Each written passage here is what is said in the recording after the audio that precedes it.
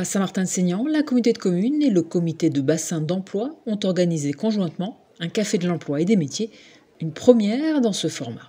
On a choisi d'inviter un nombre relativement restreint d'entreprises locales effectivement auparavant on mettait en place des forums beaucoup plus grands accueillant beaucoup plus d'entreprises mais qui ne correspondent plus aux besoins à la fois des entreprises et des personnes qui sont les habitants du Seignax. Donc on a choisi un format plus petit d'entreprises hyper localisé, donc effectivement uniquement sur le Seignax, pour qu'il y ait cette notion de proximité entre le lieu de vie de la personne, notamment des habitants, et le lieu d'exercice de la profession.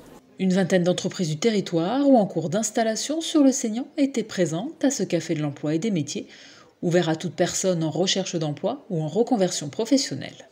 On avait beaucoup de jeunes, mais aussi beaucoup de publics en reconversion. Malheureusement aussi des personnes qui ont été licenciées. On a des activités qui changent aussi sur nos zones. Donc ils recherchent des nouvelles activités pour leur poursuite professionnelle. Donc on a eu toute cette diversité de publics et on a eu également une diversité d'acteurs partenaires du Seignax qui ont proposé qui chauffeurs, qui soudeurs, qui charpentiers, qui cuisiniers. Donc vraiment on a une diversité d'offres et de demandes.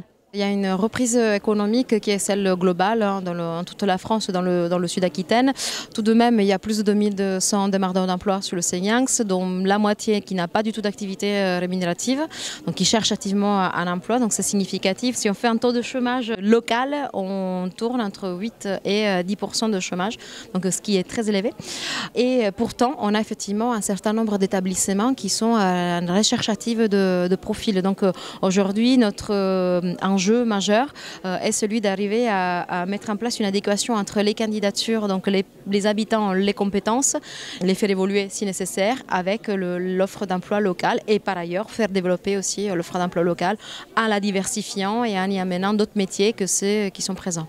Au vu de la fréquentation de ce café de l'emploi et des métiers et de la satisfaction des entreprises, la communauté de communes et le CBE envisagent de réitérer l'opération. Non seulement on va le renouveler, mais en plus, je pense qu'on va l'amplifier parce qu'en discutant avec les différentes personnes, qu'elles soient demandeuses ou qu'elles soient donc, productrices d'emploi, il y a quand même beaucoup de besoins encore à travailler. Je pense notamment aux déplacements, je pense aux besoins en logement. Donc on a encore beaucoup de travail à faire et à co-construire tous ensemble. Donc oui, il y aura d'autres initiatives à venir.